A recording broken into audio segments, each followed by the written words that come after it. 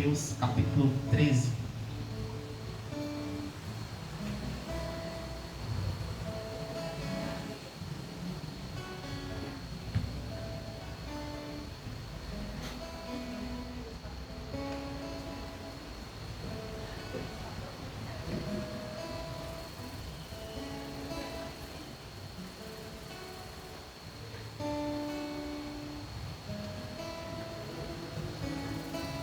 Amém?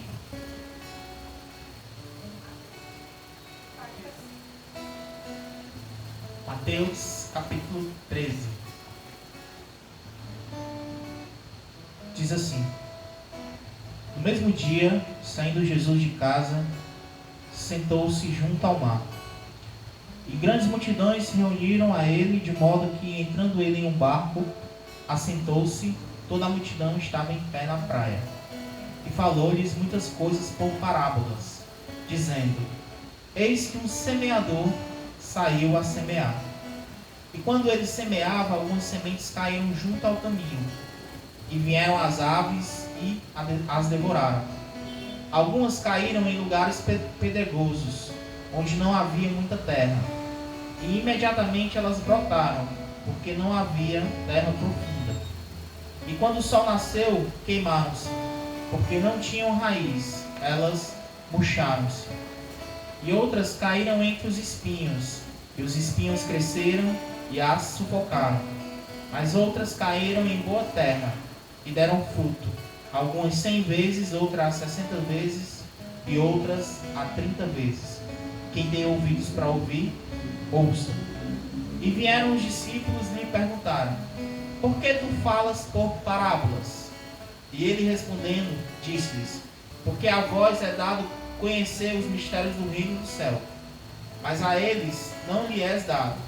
Porque aquele que tem, para ele se dará, e terá mais em abundância. Mas aquele que não tem, até aquilo que tem lhe será tirado. Portanto, lhes falo por parábolas, porque eles vendo, não veem, e ouvindo, não ouvem, nem compreendem. E nele se cumpre a profecia de Isaías que diz: Ouvindo ouvireis e não compreendereis, e vendo vereis e não percebereis. Porque o coração deste povo se fez pesado, e os seus ouvidos ouvem pesadamente, e eles fecharam os seus olhos, para que em nenhum momento vejam com os seus olhos, e ouçam com os seus ouvidos, e compreendam com o seu coração, e se convertam, e eu os cure. Mas abençoados são os vossos olhos, porque eles veem, e os vossos ouvidos, porque eles ouvem. Porque em verdade vos digo, que muitos profetas e homens justos desejaram ver estas coisas que vós veis e não ouviram, e ouvir essas coisas que vós ouvis e não ouviram. Escutai vós, portanto, a parábola do semeador. Quando alguém ouve a palavra do reino e não a compreende, então vem o perverso e afasta o que foi semeado no seu coração. E este é o que recebeu a semente junto do caminho. Mas o que recebeu a semente em lugares pedregosos é o que ouve a palavra e logo a recebe com alegria. Mas ele não tem raiz em si mesmo, apenas dura um tempo, pois quando vem tribulação ou perseguição por causa da palavra, imediatamente se esmorece. E também o que recebeu a semente entre espinhos é o que ouve a palavra, mas os cuidados deste mundo, o engano das riquezas, sufocam a palavra e ela fica infrutífera. Mas o que recebeu a semente em boa terra é o que ouve a palavra e compreende-a. Também dá fruto e produz 100 vezes, o outro 60 vezes e outro 30 vezes. Feche os teus olhos, curva a tua cabeça. Vamos entrar aqui em espírito de oração. Grandioso Deus, Santo Pai, em nome de Jesus Cristo, nós estamos aqui diante da Tua presença. Clamamos por perdão, Senhor, pelos nossos pecados. Nós pedimos a Tua imensa misericórdia sobre cada um, ó Deus. Nós nos arrependemos nesse momento. Nós te pedimos perdão por tudo que nos afasta do Teu Espírito, por tudo que nos afasta da Tua presença, por tudo que possa nos impedir de ouvir a Tua voz esta noite. Toma os nossos corações em Ti, nos conduz, ó Deus. Espírito Santo de Deus, prepara o ambiente, transforma o coração, que essa palavra entre no mais íntimo do nosso ser e que o nosso coração seja um solo fértil. Desde já repreende todo levante do inimigo, toda seta maligna e tudo que possa impedir, Senhor, o bom andamento do teu culto. É assim que nós choramos e te agradecemos. Em nome de Jesus Cristo. Amém. A parábola do semeador, ela é uma parábola bem conhecida. E ela fala, Jesus ensina aqui as diferentes formas que o evangelho é recebido pelas pessoas. Existem, Jesus citou aqui 3 tipos de solo. 3 tipos de solo não, 3 tipos de maneiras que a palavra chega até as pessoas. A primeira, que é jogada ali no meio do caminho. A segunda ali no solo pedregoso, que não tem tanta terra. A terceira ali no meio dos espinhos. E a quarta, a semente ali em solo fértil. Vocês sabiam que a palavra ouvir e escutar tem significados diferentes? Joguei ali no Google. Ouvir significa perceber o som pelo sentido da audição. Um exemplo aqui, quando você ouve, uma música em inglês, você somente percebe o som. Você não compreende aquilo que está sendo cantado. Então ouvir é somente a melodia, o toque. Você não compreende aquilo. Vou dar outro exemplo aqui. Quando alguém fala com você e você está no celular, você somente escuta o som que a pessoa está fazendo, mas você não consegue compreender o que a pessoa está dizendo.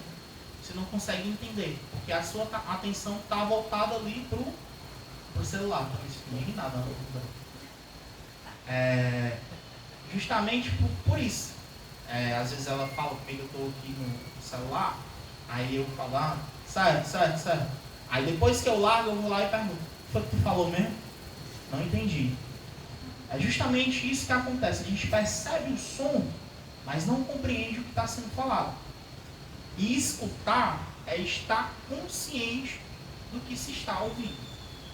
Quando Jesus queria dar uma ênfase às suas palavras, ele dizia, quem tem ouvidos para ouvir, ouça. Então não é simplesmente perceber o som do que está sendo falado, mas realmente atentar os ouvidos para compreender o que está sendo dito. Vocês conseguem se lembrar do que foi pregado no domingo? Muitas pessoas não lembram. E a palavra do domingo foi praticamente a mesma palavra da quinta-feira passada. Então foi tipo uma dobradinha. Então tem gente que não consegue lembrar do que foi pregado na semana passada. Às vezes nós estamos aqui no culto e só estamos percebendo o som. Mas a palavra não está adentrando no nosso coração. Nós não estamos conseguindo compreender o que está sendo pregado. Nós não estamos atentando os nossos ouvidos para a mensagem. E isso é muito perigoso para nós.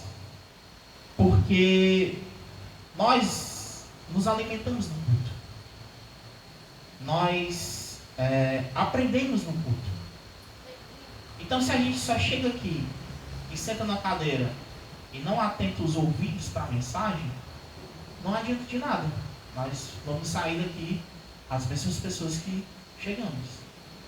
E essa parábola aqui, ela fala justamente sobre como a mensagem chega em cada pessoa. Jesus dá 4 exemplos aqui. A fé é falada lá no livro de Romanos, que a fé vem pelo ouvir a palavra de Deus. Mas a compreensão vem do escutar. Você ouve falar sobre Jesus e você passa a acreditar naquilo. Mas você só vai obter o crescimento em Jesus se você compreender as coisas espirituais. Eu li esse texto todinho aí, né, da parábola do semeador, mas eu vou dar alguns destaques em alguns versículos. O primeiro é no versículo 10 e 11, que Jesus fala assim, Jesus é questionado, né? E vieram os discípulos e lhe perguntaram, por que tu falas por parábolas? E respondendo disse-lhes, porque é-vos dado conhecer os mistérios do reino do céu, mas a eles não lhe és dado. Eu já preguei uma vez aqui sobre o homem natural. O que é o homem natural? O homem que não compreende as coisas espirituais. O homem que simplesmente não entende. Eu posso pregar aqui por 1 hora e ele não vai se atentar, ele não vai conseguir compreender o que sai da minha boca. Esse é o homem natural. Ele não discerne as coisas espirituais. E Jesus está falando justamente dessas pessoas aqui. Nós que temos uma certa compreensão espiritual, nós somos privilegiados. Podemos dizer que somos escolhidos. Jesus fala lá em João 15, né, que não foi nós que escolhemos a Ele, Ele que escolheu a gente. Então nós somos privilegiados por compreender as coisas e discernir as coisas espirituais. Uma multidão buscava Jesus. Uma multidão parava para ouvir Jesus. Mas Jesus chegou até os discípulos e falou, vocês são privilegiados, porque a vocês é dado o poder de conhecer o ministério. A vocês é dado o poder de conhecer as coisas espirituais. Então nós somos privilegiados porque nós conseguimos compreender, por mais que seja pouco, as coisas espirituais que Jesus nos fala.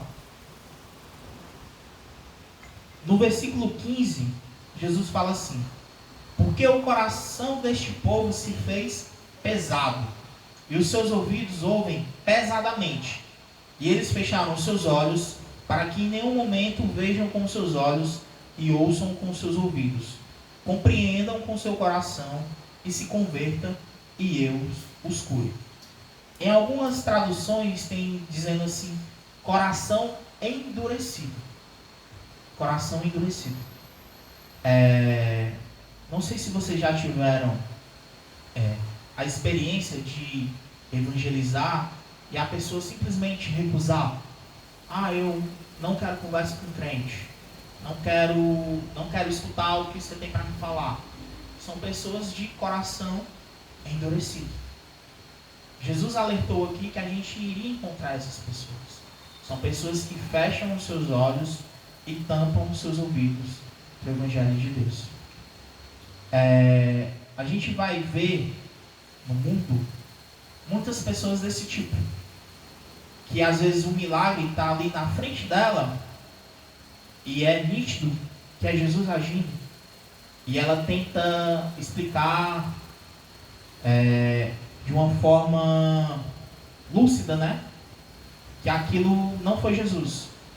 Ela tenta encontrar a solução, às vezes cientificamente ou logicamente, para tentar negar Deus de alguma forma. Principalmente os grandes estudiosos e os cientistas, eles tentam, de todas as maneiras, dizer que Deus não existe.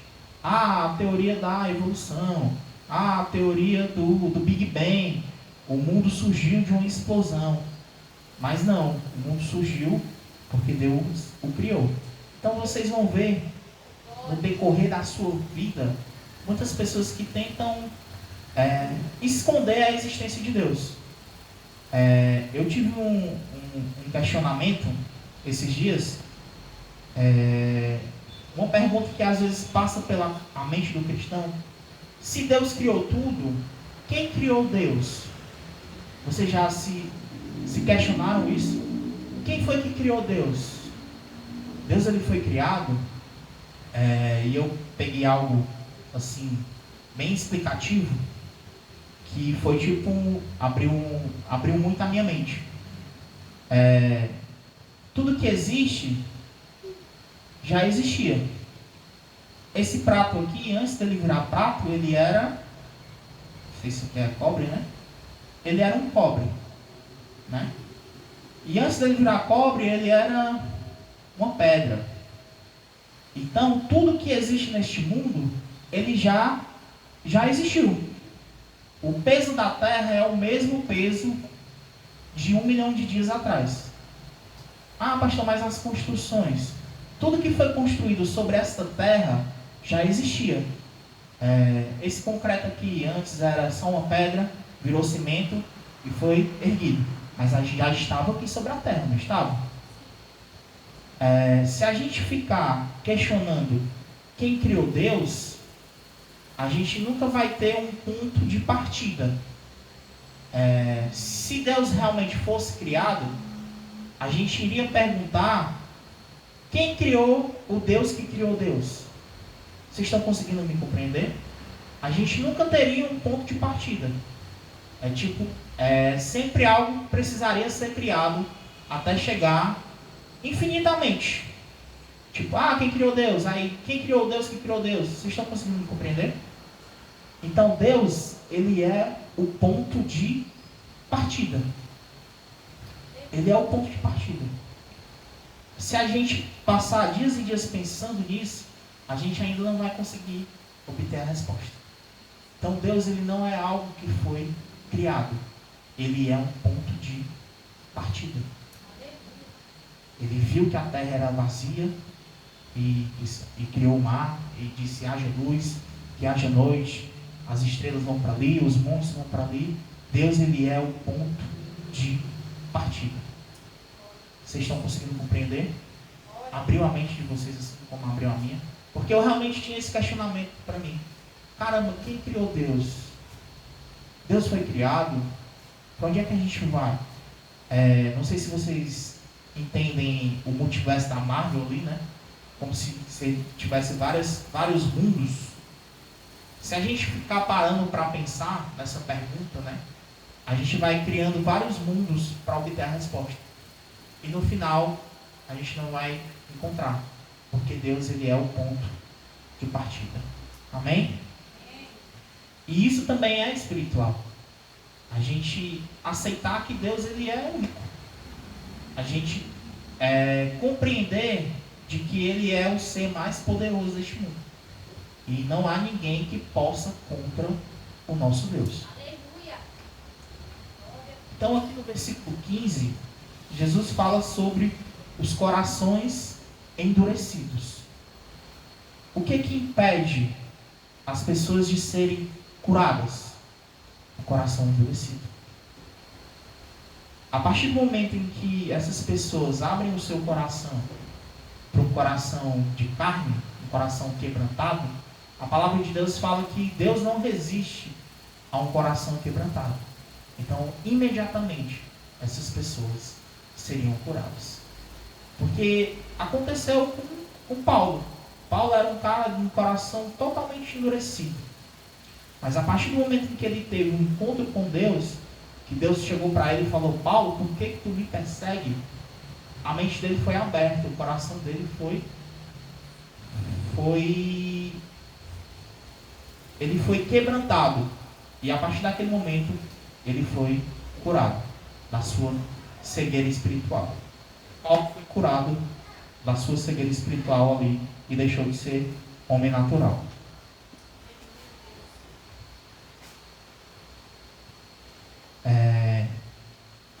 No versículo 18, Jesus começa a explicar a parábola que ele contou. E o primeiro ponto está no versículo 19, que diz assim: quando alguém ouve a palavra do reino e não a compreende, então vem o perverso e afasta o que foi semeado no seu coração. Este é o que recebeu a semente junto do caminho. Quando você vem para um culto e esquece uma semana depois do que foi pregado, A palavra foi roubada do seu coração. A palavra que foi semeada aqui, ela foi roubada. Você permitiu que ela fosse roubada. Então, quando você vem para cá, os teus ouvidos têm que estar atentos para escutar. Porque senão você perde o que foi aprendido. Você vira uma pessoa que foi semeada no meio do caminho. A semente que foi semeada no meio do caminho. Essa semente, ela é perdida. Ela é roubada. E isso é uma das estratégias do inimigo para fazer com que você não cresça espiritualmente. Porque o inimigo, ele é muito mais fácil ele te controlar, não você no mundo, mas você dentro da igreja sem sentir nada. Você dentro da igreja sem receber de Deus. Você dentro da igreja sem se arrepender, sem aprender, sem crescer. É muito mais fácil ele te controlar do que você lá fora no mundo. Amém? E o segundo ponto está no versículo 20. Diz assim: mas o que recebeu a semente em lugares pedregosos é o que ouve a palavra e logo a recebe com alegria. Mas ele não tem raiz em si mesmo, apenas dura um tempo, pois quando vem a tribulação ou a perseguição por causa da palavra, imediatamente esmorece. Vocês já conheceram pessoas que entraram na igreja e eles eram uma bênção, alegres e chamavam e frequentavam o culto, mas depois de um tempo elas caíram, se afastaram? Existem vários exemplos disso. Por que isso acontece? Porque imaturidade. Porque as pessoas entram, se alegram com a palavra de Deus e querem sair por aí sem ter uma base. Porque, quando você vai evangelizar e você não encontra com uma pessoa de um coração endurecido e essa pessoa questionar a sua fé, você chega para evangelizar e a pessoa te faz uma pergunta, quem foi que criou Deus? E você não saber responder, você vai ter uma crise ali. Você vai ficar se questionando. Cara, eu não consigo nem defender a minha fé. Eu realmente acredito nisso? Me falta maturidade. Me falta aprofundamento nas escrituras. Então não adianta eu receber a palavra aqui, me empolgar, querer sair, evangelizar para todo mundo, se eu não tenho uma base. Não adianta. Eu vou me perder. A tribulação vai chegar. A perseguição vai chegar. E eu não vou ter como me defender. Eu não vou ter como maturidade para lidar com aquilo. Então, é por isso que isso acontece. Nós precisamos respeitar os processos. Receber a palavra, aceitar Jesus, começar a frequentar uma igreja, aprender a palavra de Deus, ser batizado, estudar, frequentar. Você não vai aprender tudo da Bíblia em 2, 3 cultos. Não tem como. Você tem que ter um tempo de congregação. Você tem que ter um tempo de leitura bíblica. Até porque para você aprender a defender a sua fé. Amém? Terceiro ponto. A semente caiu entre os espinhos. Voltando para o segundo. Jesus também fala sobre a raiz. O que é a raiz? É justamente o fundamento da palavra. É justamente o que eu construí para permanecer. A Bíblia fala que aquele que está de pé, cuide para que não caia. Quando uma árvore não está bem enraizada, quando vem o vento e a tempestade, ela cai.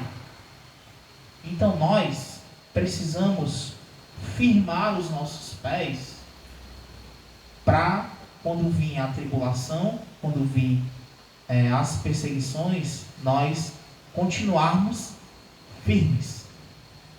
É por isso que precisamos ter uma raiz. Ontem eu citei a raiz para os jovens, né, sobre a história lá da faculdade, que teve uma polêmica aí, de que se a faculdade te afastar da presença de Deus, saia da faculdade, vá vender picolé na garagem. A faculdade e nem o mundo vai conseguir te afastar da presença de Deus se tu tiver uma raiz. Esse exemplo foi dado para pais e mães, né, que têm filhos que vão para a faculdade. Se você ensinou o teu filho no caminho que se deveria andar, ele não vai se desviar dele, porque isso é bíblico. Isso é bíblico. Se seu filho passou anos dentro da igreja e quando entrou na faculdade ele saiu, é porque você errou em alguma coisa. Você falhou no ensinamento. Você não ensinou o caminho que se deveria andar. Porque se ele se desviou, é porque você não ensinou da maneira correta. Porque a Bíblia fala que se for ensinado da maneira correta, ele não vai se desviar dele. Se ele tiver uma raiz, ele não vai cair. Amém? Pronto. Terceiro ponto. E também o que recebeu a semente entre os espinhos é o que ouve a palavra, mas os cuidados deste mundo e os enganos da riqueza sufocam a palavra e ela fica infrutífera. Um exemplo disso é o jovem João Marcos.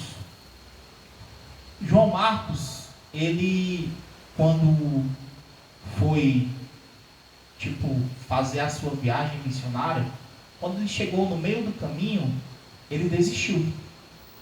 Ele disse que não queria, ele se amedrontou e voltou.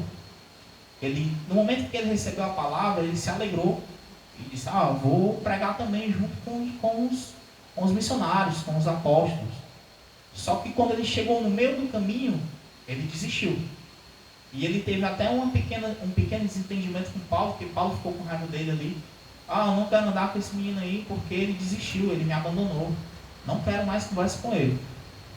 E graças a Deus esse jovem depois voltou, né? E ele é um dos escritores da Bíblia.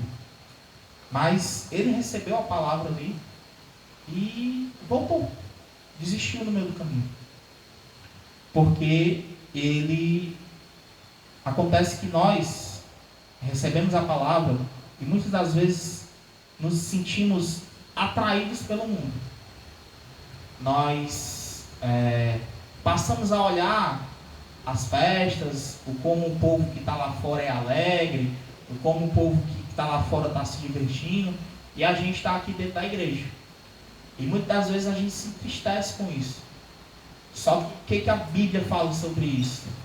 Não invejeis os ímpios. Não invejais eles. Porque eles já estão perdidos, infelizmente. Até Deus achar eles. Mas nós estamos aqui, firmados.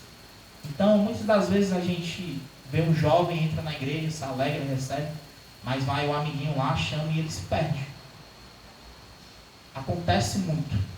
Vem a pessoa para cá, aceita Jesus, começa a andar com a gente e começa a se engajar na igreja e chega no meio do caminho, se perde, porque acha que está perdendo a juventude, acha que está perdendo os melhores anos da vida. E não é bem assim. Os melhores anos das nossas vidas são aqueles que são oferecidos diretamente a Deus. Os melhores anos da nossa vida são aqueles que são dedicados à mensagem, ao Evangelho. Porque tudo nessa vida ele é passageiro. Tudo nessa terra é passageiro. E não vale a pena. Não adianta a gente ganhar o mundo todo e perder a nossa alma. Não adianta. Só um minuto no inferno, a gente vai se arrepender de todas as festas que a gente foi, de todos os pecados que nós cometemos. Porque o sofrimento e a dor, ele é muito grande. Então, e você vai perceber que não vale a pena. Então, que a gente não viva isso. A gente não passe esse um minuto no inferno. mas que a gente consiga se arrepender aqui na terra. Amém?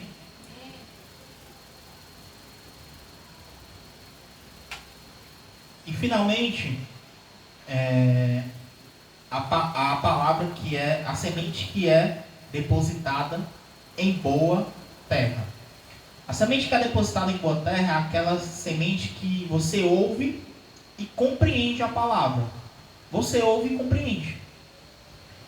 É a semente que é plantada de uma forma perfeita. Eu estou só querendo ir para cá. É a semente plantada de uma forma perfeita. A semente que você recebe a mensagem do Evangelho, ouve, escuta, e compreende. E começa a caminhar com Cristo. Existem pessoas que aceitam Jesus no começo da sua vida. Tem pais cristãos, os pais ali ensinam o caminho que se deve andar e eles continuam até o fim da vida. Um exemplo disso é o jovem Timóteo. Timóteo, ele é citado por Paulo como se, ele fala assim, Paulo fala para ele: admira a tua fé que começou lá na tua avó e na tua mãe. Então Timóteo não se desviou da palavra de Deus em nenhum momento da vida dele. Ele não desviou em nenhum momento. Então Timóteo foi tipo o exemplo da semente perfeita. Começou na avó, continuou na mãe e continuou nele. Ele ouviu e compreendeu. E Timóteo foi um dos grandes jovens da Bíblia. Ajudou Paulo a escrever algumas cartas. E continuou o ministério de Paulo quando Paulo morreu. Então esse é a semente perfeita. Acontece que nem todos nós teremos uma vida perfeita. Mas uma vida perfeita pode sair de nós. Vocês estão conseguindo entender? Se um dia a gente se desviou do caminho de Jesus, amém, tudo bem. Jesus nos perdoa e nos faz levantar. Mas os nossos filhos precisam ser perfeitos. Por quê? Porque nós ouvimos e compreendemos a palavra. Então nós temos que repassar de uma maneira perfeita. Nós precisamos repassar de uma maneira que faça com que eles não se desviem em nenhum momento da vida deles. A fé deles tem que começar em nós, assim como foi com Timóteo. Porque vai ser uma quebra de ciclo. Porque nós conhecemos a Cristo, passamos Cristo para os nossos filhos, e os nossos filhos vão passar para os filhos deles. E é assim que a gente tem uma descendência abençoada. É assim que nós quebramos todas as maldições da nossa família. É assim que nós quebramos todas as maldições hereditárias. Amém? Vou encerrar, mas antes eu queria repetir os principais pontos para a gente fixar. Primeiramente, ouvir atentamente o que é pregado. Por quê? Para a palavra não ser roubada de nós. O que foi pregado aqui hoje, você tem que lembrar na próxima quinta. Você tem que lembrar daqui a 3 semanas, daqui a 1 mês. Porque essa palavra tem que adentrar no teu coração e gerar frutos. Porque você aprende no culto para ensinar outras pessoas. Porque hoje eu estou aqui ensinando, mas eu me sento aí também para aprender. Porque é assim que funciona. É assim que o reino de Deus cresce. Quando ouvimos a palavra, precisamos nos enraizar. O que é enraizar? Firmar os nossos pés para não se desviar do caminho de Deus. Precisamos ter a convicção de quem Deus é, para não se desviar em nenhum momento. Reconhecer a nossa identidade em Cristo, para não cair no pecado. Porque as tentações vão vir, os convites virão, as propostas irão vir. todo tipo de desonestidade tem aí no mundo para você fazer. Todos os tipos. E todos os dias nós somos tentados a cometer pecado, a cometer erros, a se desviar. Mas se formos enraizados na palavra de Deus, não iremos cair. Não iremos nos desviar. Amém? E a semente entre espinhos, não nos deixarmos atrair pelas riquezas do mundo, pelo que o mundo faz, pelo que o mundo oferece. Porque nós precisamos ter a convicção de que Cristo é o melhor para a nossa vida. Não adianta ter dinheiro, não adianta ter ouro, não adianta ter prata, não adianta ter as melhores roupas. Não adianta ganhar o mundo inteiro e perder a nossa alma. Amém? E por fim, precisamos quebrar o ciclo de pecado na nossa família. Precisamos quebrar as maldições hereditárias para que em nós, depois de nós, saia a semente perfeita. Amém? Queria que você ficasse de pé.